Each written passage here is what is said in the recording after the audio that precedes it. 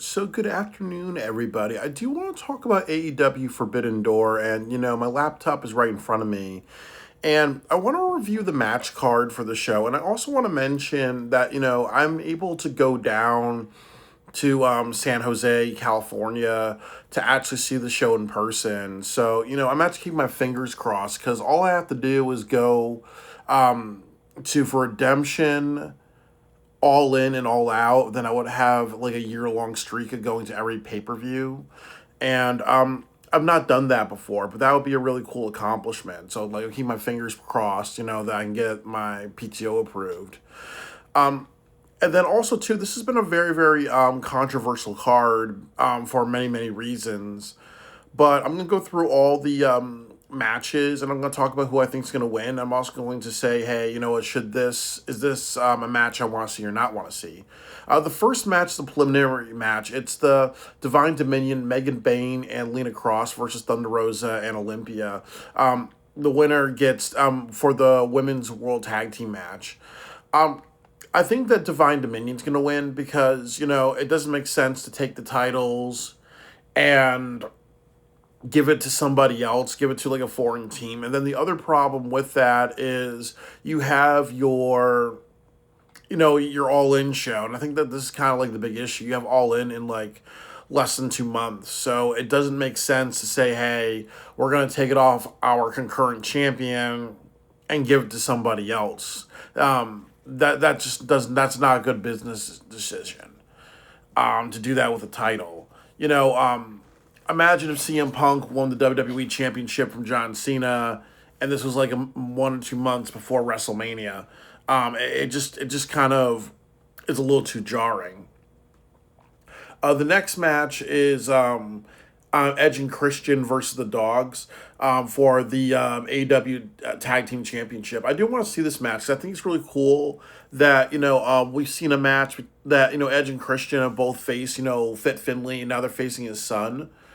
But again, I really, really do not see Edge and Christian losing. And the reason is because I think that they want to do the Young Bucks versus Edge and Christian, or they want to do the Young Bucks, Edge and Christian, Motor City Machine Guns, the New Day, possibly like a tables, ladders, and chairs match at All In, because I think they have to think about who should be champion coming into All In.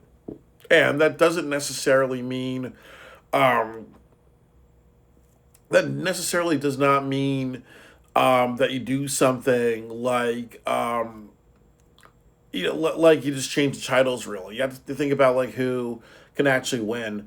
Um, so I think they're gonna win. This is the match I want to see because I think like both of them have really great energy. The next match is the Young Bucks versus El Sky Team, Mystico and Mascara Dorada, and then the Unbound company, Shingo Takagi and Teton.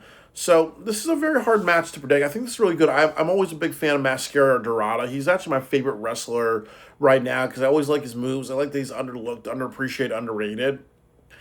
And this is a very hard match to predict, but I'm going to actually um, say I'm going to predict El Sky Team. And the reason why I'm going to do that is because Mystico is very over. They have that Arena Mexico show. And I think one bad thing you can't do with this show is that you cannot have a situation where you have just AEW people win. Because if you have AEW people win throughout the card, it's kind of like saying, oh, is this like the jobber show, Um, so I think like you can give like a win to El Sky Team in this one. It's not going to hurt the Young Bucks that bad. They're going to go to their own companies.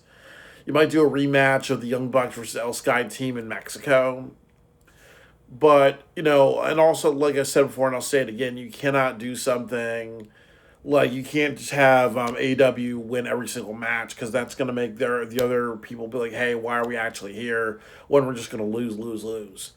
Um, Next match is John Moxley versus Bandito for the Continental Championship. I'm really excited for this match because, Bandito, he's like the Michael Jackson of professional wrestling. He has great matches, great moves, great moments versus John Moxley. But I really think John Moxley's going to win, and as I said, the theme really is why should we take titles off of people? Because I think that putting the title on Bandito, why would you do that? at this point. You know, when Moxley is having a storyline with Will Ospreay, it doesn't make sense for him to lose his title. The next match is Shota Umino versus Pac. And for the IWGP Global Heavyweight Champion, Shota Umino is going to win because, again, New Japan Pro Wrestling, they have to have a victory on this show, or else it's going to be like, what are you doing? Why are we coming here just to lose? That's probably why Yota Tsuji does not want to be on the card, who's the IWGP champion right now. But, Pac has really great stuff. I do feel a little sad for him because he's very, very underrated. He can do a lot more in AEW, but they kind of book him to do loser roles. The next match is Tekla versus Starlight Kid. I do want to see this match. I like Starlight Kid. I really like that look that she has. And it'll be really interesting. I really appreciate, even though I think it's kind of like, a lot of overacting or hamming it up, I do appreciate Tekla really going out of her way to have all these issues with Stardom and really just go over to Japan and just be an asshole and whatever, really, because I can appreciate effort. But I do feel like, you're not doing a good job building up Starlight Kid or introducing herself or giving her matches on AEW television so people know who she is, really. Like, I think that the effort Tekla's putting into this is commendable, but the effort Stardom is not putting in. The effort that Stardom putting in is not commendable, and I also blame Tony Khan for this. I think that they have to do a little bit more with Starlight Kid to make her look like a legitimate threat. But obviously, Tekla is going to win because there's no way you're going to take the women's championship and you're going to put it on a wrestler in another promotion. And then a lot of people have been very, very critical of the women's championship and the women's division. So I think that this would be another, atomic bomb being dropped if they say, okay, we're going to give it to Starlight Kid. She's going to be in Japan for, she's going to be in Japan for a while. And then you have... then you don't have Tekla as champion. Then it's almost like My World versus Starlight Kid or Mercedes Moné versus Starlight Kid. That does not make any sense for Wembley Stadium, really. Or if you give it back to Tekla, it doesn't make or whoever, it just doesn't make any sense, really. So I think that it makes sense to keep the title on Tekla. That's probably what they're going to do. The next match is a very hard one to predict. Mercedes Moné. I think this is a very controversial match. Mercedes Moné versus Maya World for the Women's Owen Hart Cup. The winner of this match receives a title shot at All In.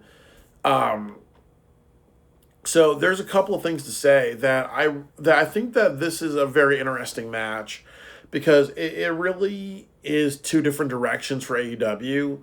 If you give it to Mercedes, it really highlights, okay, like I said before, it's really Mercedes Moné and Toni Storm that is running amok on the women's division. They're always booked very, very well. It's because Tony believes that's the safest thing to do. And then also Athena is in that issue because it's the safest thing to do is to make Athena the ROH champion, women's champion. So you kind of run to the situation that if Athena, that if Mercedes wins, you kind of say it's the same old shit. It's always Mercedes. She's always on top of the women's division. Tony does not know how to trust new people. He doesn't know how to experiment with new people. And then because Maya World beat Athena, you kind of run to that situation of hey, why is Mercedes getting preferential treatment, but Athena doesn't really? Athena's been the champion for multiple years. She's had a lot of great pay-per-view matches. She's headlined pay-per-views. I think she's the only woman in AEW to headline a pay-per-view, even if you count Ring of Honor as pay-per-view. So this woman's done a lot of these meteoric things, but why is she not getting the same treatment as Mercedes? Why does she always have to lose in the Owen tournament? So, Mercedes actually beating Maya World represents kind of the preferential treatment that Mercedes gets, really. But obviously, the safest thing to do is Mercedes versus Tekla because that is a big money match. But the other issue is Maya World, because if she wins, there are a lot of people say that, oh, well, she's a scrub, and she's a scrub, really, and then also she was in a tag team that is usually booked to lose. One of the other problems with Maya World is that, as people talked about, her brother died. So, what's supposed to happen if you have a relative that dies? If you have a personal tragedy, you get preferential treatment, you get all this stuff. Really, that's not good, really, because as like I said, I don't remember his name. I think it's David Benoit. He's the son of Chris Benoit, but but Chris Benoit's son, the one that's living, he has a stepson that is alive. Um, you don't do something like be like, okay, well, we feel sorry for you, and therefore you're going to win a tournament, or therefore you're not going to lose. Or you look at -1, because you look at like how -1 Brody Lee passed away. So you see a lot of like times where he's wrestling people, and people always bring up his dad, and he's kind of like looked at as a sympathy character. Eventually, it kind of gets old. Really, you can't always give people victories just because they went through a personal tragedy. So you actually have to tell a story of Maya World persevering, or saying like, "Hey, I'm going to use this pain. This pain inspires me to just this lights a fire in me to win and do better." And say I deserve to be here. And then also with Maya World, there is a story of there's a story to tell. Really, a lot of people are looking for that in the women's division. A story to tell, new people being experimental, trying out new people in the women's division. You can't always be Tony Storm and Mercedes, because it gets old. And then also you got to say, hey, we have a talented roster. If you give it to Maya World, then you may say, hey, maybe next year it could be Athena or Thunder Rosa. The following year it could be even like Harley Cameron and Willow Nightingale in the finals. Like, this kind of can open a door to say, hey, if you push Maya World, you get to a point where you experiment with other women, and it's going to put you in a good direction, really. And then, like I've said, you can obviously do the Kofi Kingston story of Maya World beating Mercedes, and then Tekla saying you have to go through a couple of people. And then maybe at Redemption she faces Hikaru Shida, because Hikaru Shida's has the longest title run of a women's champion, in AEW. With the AEW, has the longest AEW Women's Championship title run. So you can do Hikaru Shida versus Maya World, or Statlander versus Maya World, because Statlander's known for being a badass. So you kind of can do one of those options, or you can have Tony Storm come back and have a match with Maya World. So you can do one of those options, really, like just to kind of get her ready, build a new star, and that'll be the story to tell, really. So this is really this is a very controversial match. This is probably the most consequential match, because a lot of people do talk about the women's division, and this is the way to build it in a great way, or to say, hey, we're gonna go with Mercedes, and go with Mercedes, and then people are gonna say, oh, it's just the Mercedes show and the Tony Storm show when it comes to the women division. So they have interesting options. I think the safest thing is to have Maya World win. And then I also will say that I think as far as this match, I'm very intrigued to see what happens. And I'm not just going to predict Maya World to win, because I think that they want Will Nightingale to win this year. They didn't want Mercedes to win. They wanted Tony Storm to win. And then Tony Storm is out. I believe she's pregnant. She said she's out for like 9 months. Kind of big guess could say that she's pregnant. The next thing is that Will Nightingale got injured, and again that says, hey, we don't want Mercedes. We want somebody else, really. So I think that Maya World is kind of like the last man replacement. I think they're going to stick with this story. AEW is trying to be a little bit unpredictable, because a lot of people say that one of the biggest complaints of AEW is predictability. And like I said, I think that Maya World being built into a new star, and then it representing that they're experimenting with different women. They want to build different women better in AEW. They're trying to build the women's division, because they do listen to the criticism. They know that people say push women better. This is the best way to do it, is to have Maya World overcome obstacles, and then to say, hey, since Maya World is doing all this stuff and she's going to become the champion, why not do something like push other women and be experimental with other women, like have Queen Aminata, Thunder Rosa, or somebody, or even Britt Baker or Harley Cameron become the TBS champion. There's so many. You can look at Maya World as an example to say, hey, we can do more. We can experiment more with the women's division. The next match is so I think it's really interesting. I want to see this match. I want to see this happen. And then Maya World's a really good wrestler. So obviously with her and Mercedes, it's going to be like the story of Maya World being hit with everything and overcoming. So it's gonna be a really cool match. And the next match on the card, so and I'm predicting Maya World. Now the next match on the card is Zack Sabre Jr. versus Kenny Omega. Zack Sabre Jr. I haven't seen him wrestle a lot, but I know he's regarded as one of the best wrestlers in the world. Kenny Omega has kind of had a career renaissance. He's very high energy, and I really think that it's going to be a really great match. Kenny Omega is doing a swan song. I think he's going to retire the next 1 or 2 years. So he's like Bryan Danielson, trying to have those great matches. Um, I am predicting that Kenny Omega is going to win this match because for Redemption, a lot of people are wondering if they're going to do MJF versus Will Ospreay or Kenny Omega versus Will Ospreay at AEW All In, and for that to and because people are so intrigued by this, the big money match at Redemption is Kenny Omega versus MJF. You can do an hour-long match, you can do whatever really, or an Iron Man match or whatever, but that's the big money match. So you don't send Kenny Omega in there with a loss really. And like I said before, you can do Shota Umino winning against Pac. And then you can kind of say Kenny Omega beats Zack Sabre Jr. You have an epic, it's a good long match. And this says, hey, Kenny Omega should get another chance. And then, it's going to be either MJF or Kenny Omega at Redemption. And then the winner of that faces Will Ospreay. So I think this is going to be a really epic match. It's going to be great, a lot of fun. I'm excited for this.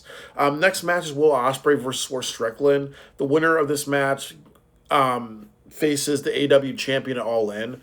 I'm predicting Will Ospreay for a lot of reasons. That number one, that he's on the poster for All In. And this has really been advertised as him going to his home country. And then, like I said about Wembley Stadium, I think it holds 80,000 people, if I'm correct. And they have close to 30,000. They're probably going to go a little. They're probably going to go to like 33 or 35,000 people at Wembley. But with that said, with that said, you want to have more people there. So I think the person to put the win on is Will Ospreay.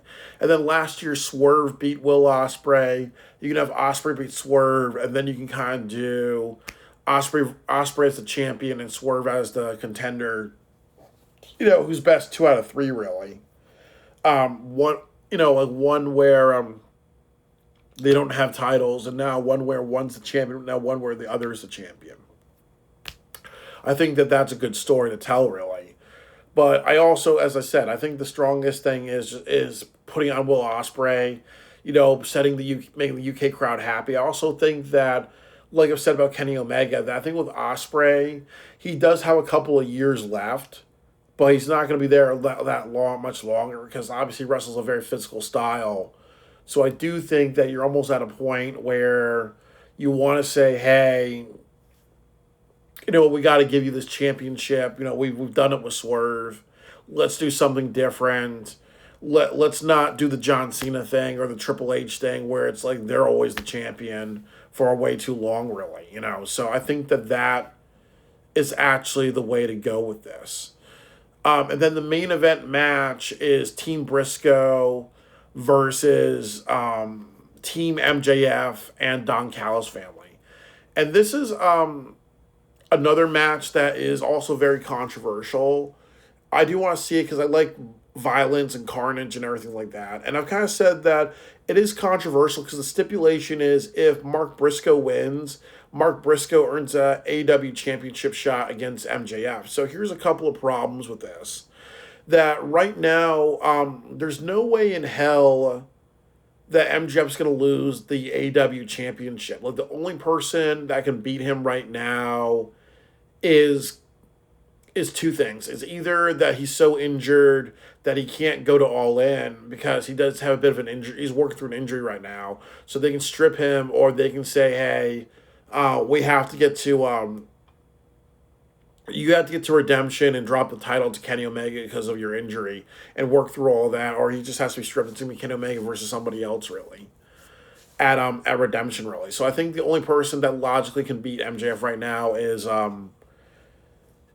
Kenny Omega. The next thing is that Mark Briscoe. Nobody's gonna if Mark Briscoe wins, nobody's gonna think that he's gonna win the AEW championship. And then the problem is if you can't do the Darby Allin thing of okay, well Mark Briscoe is going to be the champion for a couple of weeks, and then it's him and MJF at Redemption. Because Mark Briscoe, to me, does not feel like a main eventer of a pay per view. He has a great voice. He has a great story. He has great positive energy.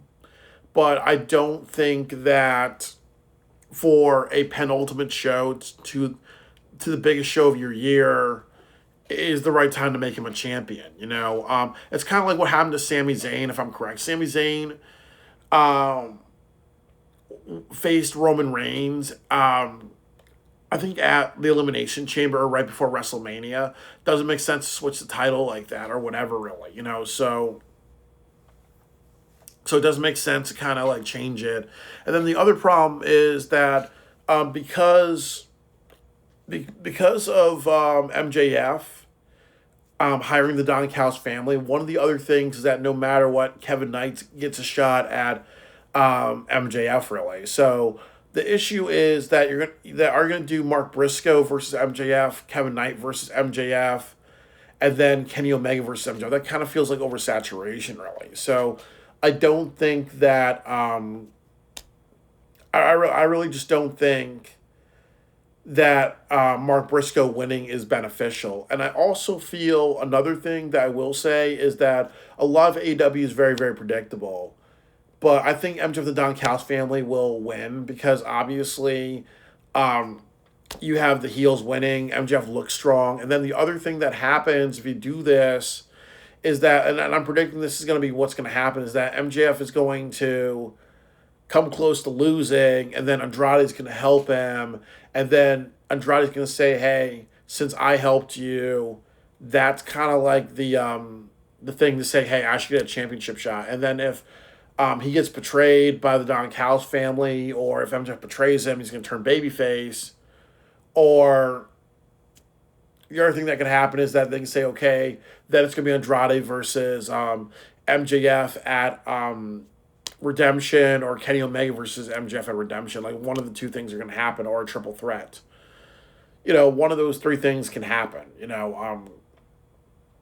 But I think MJF is going to win.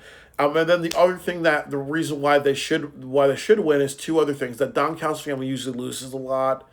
When you put them against a babyface, they usually lose. The other problem with the Don Callis family is that they have like 15 members.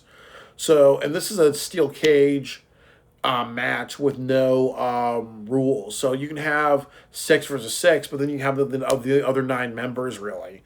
And then the other issue is that the conglomeration is holding the trios title. So I really think that what should make a lot of sense is they get badly beaten, and then the Don Callis family inherit the trios titles. Or they say, you know what, you guys cheated, fuck you. We're going to put our titles on the line. Don Callis family wins the trios titles. They go into All In with the trios championship, and then you build up a trios team to go up against them, like maybe Dalton Castle and the Outrunners, or the Gun Club, or El Sky team, or another like babyface trios team. Or even like the Rascals or something like that. Like, I think that'll tell the better story if you do something like that. And then also Konosuke Takeshita, you can tell a story of him and Kyle Fletcher cheating or getting a one-up on him, and that could lead to like a match at All In, or that could lead to a match at Redemption, really. So there's a lot of things that they can do if you make the Don Callis family and MJF win to set up future matches and future things, really. I think that's kind of good. You also have Jake Doyle. Even though I've not seen Jake Doyle wrestle, but you have to make new stars. And I also think the other issue, as I said, the big problem is you have Orange Cassidy. He's a comedy wrestler. Why would you have a comedy wrestler beat a bunch of people? And then also, too,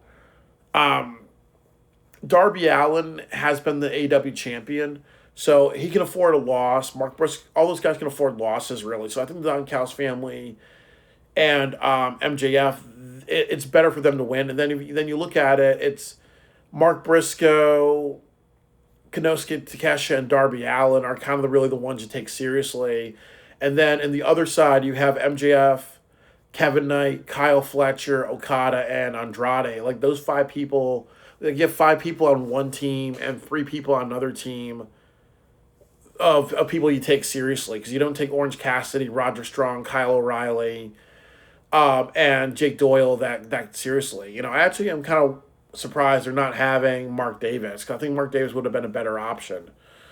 But I really feel that way. I think that the heels are going to win, and then that's going to be that really. I would say that out of all the matches, there's one, two, three, four, five, six, seven, eight, nine matches that I really want to see. I don't really care about Shota Umino versus Pac.